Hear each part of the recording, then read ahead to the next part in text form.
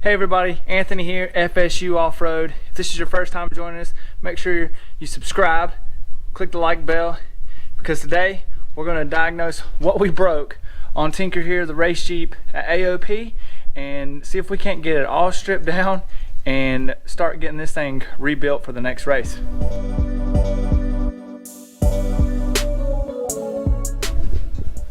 First things first, the one thing I want to do is take Tink here, push it outside as best I can, and get this thing all washed up because it hasn't been washed. And as you see, I mean, there is some definite carnage here, and I'm hoping that I can keep this thing together.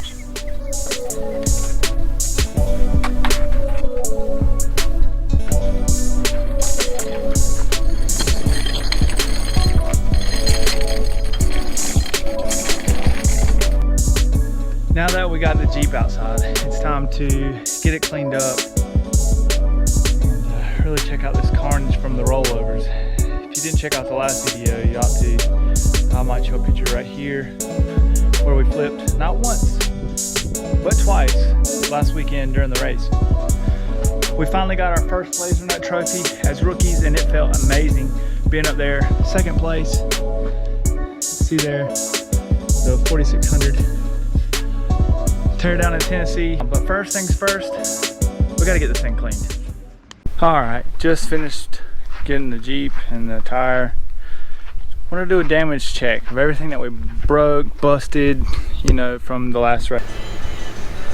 Well, I've spent the day here working on Tink, and well, we've got her all stripped down, basically everything that we need.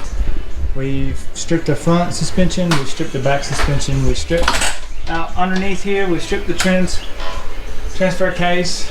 Hey baby. You ready to eat? Yes. Okay.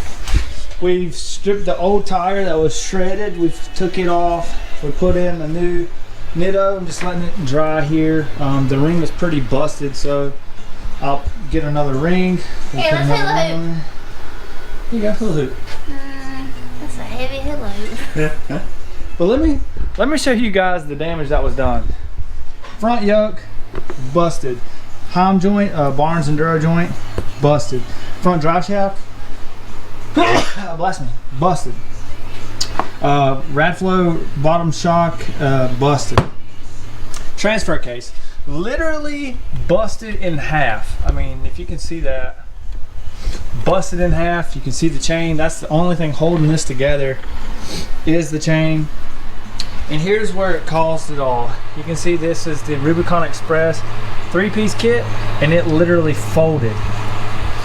So, if you guys are in the market for a TJ long arm kit, Rubicon Express would be good for, you know, maybe some trail riding, but nothing extreme. Definitely not made for racing. Welcome back to an update here. It's been a while since we talked about the Jeep, and well, that's because the Jeep's still in pieces. But we've got some warranty parts back, we've got some things to get the Jeep back going. So it's still early here. It's about 7:30 in the morning. So I'm not going to wake the neighbors up quite yet with the grinder and things like that to get the suspension back underneath this thing, but I am going to work on the transfer cases since we cracked the first one. Get all that taken care of, kind of go through the motor, get things situated there, and just slowly start rebuilding this thing. The main goal for today, once we get the transfer cases done, the main goal today is to get this back ready for to go back underneath Tinker here. But one of the biggest things that we want to do on the first one, this right here literally ripped off the Jeep. So what we need to do is we need to support this across the whole thing. And we'll do that with some cardboard templates, try to get a good idea of where that'll all fit. That way we can support that as much as possible. That way it doesn't have the ability to raise up. And we got some back brackets here to kind of take care of this. Where we had it the first time, it was just a little too tall and it pulled and it dented. So there was just too much force on that tall bracket there. So we're going to take that bracket out, put in a different type of bracket, and actually weld it to the frame as well as to this bracket there, and it should make it more robust, and we shouldn't have any more failures in the suspension. So that's the main goal for today. But first, let's tackle this 231 transfer case. It's been a couple hours here.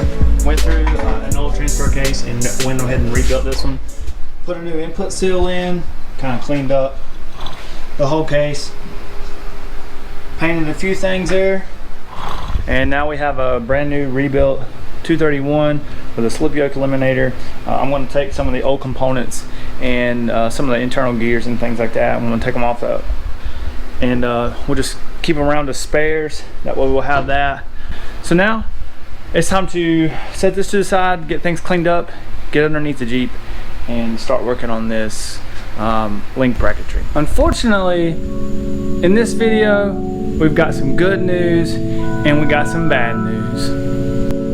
As you may have known, in the previous videos when we went racing in Tennessee, we rolled Tink here, and I've spared you a lot of time of me working on the Jeep the past few weeks here. But with Crandon only just a couple weeks away, unfortunately, we are not going to be able to make the Crandon race. Although Tink is getting built better in a better version, Tink 2.0, as we've been calling it. There's still so much to be done to make it to the next race, and we're just not going to make it. And like I said, this is going to be Tink 2.0, so we're just slowly working on getting it ready for, unfortunately, King of Hammers. And I say unfortunately only because we're not going to have it ready for Crandon, which we've kind of discussed. It's just too much to do in a week and a half. I mean, it really is too much to do, especially by myself. But that's okay, because you know, this was our rookie year and we've learned so much. And then at that point, there's no point in going to nationals, which is in Oklahoma, because it kind of takes us out of the running of the national championship. Yeah, I'm gonna go around, show you some of the upgrades of what we're doing, what we plan on doing, and just getting this thing ready for King of Hammers next season, and then kind of just taking a little bit of time away from Tink here and working on a special project. Tink here is getting a complete overhaul, and we've basically redid all the suspension work. There's currently no transmission underneath of it. Good news is we do have another transmission coming, but bad news is it's just not going to be here in time for the Crandon race, along with everything else that we had to get done. We're going to put a grill hoop in the front to protect the front grill. As you can see, it's caved in right here. We're going to get that pulled out, as well as the body. We're going to get the body pulled out as well as best we can, and then it'll just kind of line everything back up on the Jeep. We're going to pull out these quarter panels.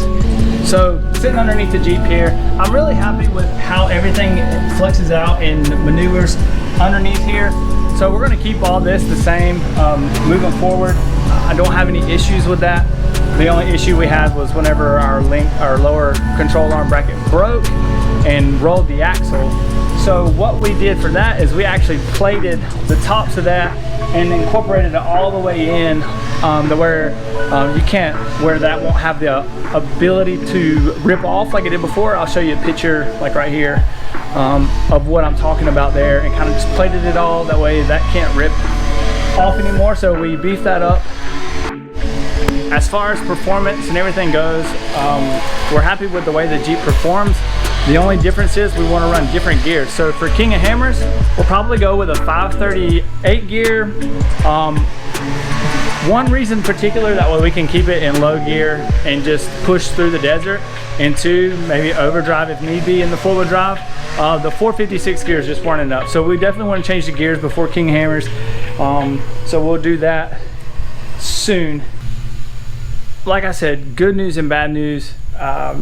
we're not going to make Crandon, which means we're probably just not going to race the rest of the season. But that's okay. I've been very happy with Tink and our first year of racing, and it's been truly a blessing. We've learned a lot, and I look forward to, you know, next season and what it has to offer. All right, well, we're going to finish up Tink here, and in the next video, I'll make sure to show Tink in its fullness and getting the transmission back in and transfer case. We built a couple transfer cases and got a spare now, and we'll have a spare transmission because we're planning on rebuilding that. So if you guys have any experience with transmissions, let me know, because this is going to be my first one that I tear apart. So that's why I wanted to make sure I had another one just in case, as well as getting Tink here fully assembled and back together and ready for the race season, and maybe go test and tune a little bit more, get some more familiarity with it on the trails and off the trails, and see if we can just really dial it in. But this year, now with that being said, next year is going to be a fun-filled year. We have more time dedicated to racing. As you all know, that this year has been just hectic with a bunch of different things, travels, and you know, COVID and things like that. So we're looking forward to next year really being able to focus on racing, not only 4600 class, but, you know, digging deeper in the bouncer and whatever other opportunities come up. Which leads me to some good news. In a near future, we're going to be coming out with a video of something that we're going to be working on for next season as well. So you definitely want to stay tuned. You definitely want to hop on boards, hit that subscribe button, because we're going to be going in depth on what we're about to do. And I'm not talking about the JK just yet. So you definitely want to stay tuned for that. But I think that's going to conclude this video. I hope you like what you saw. If you have questions, shoot me a question on the bottom. I appreciate you guys' support, and we'll see you guys in the next one.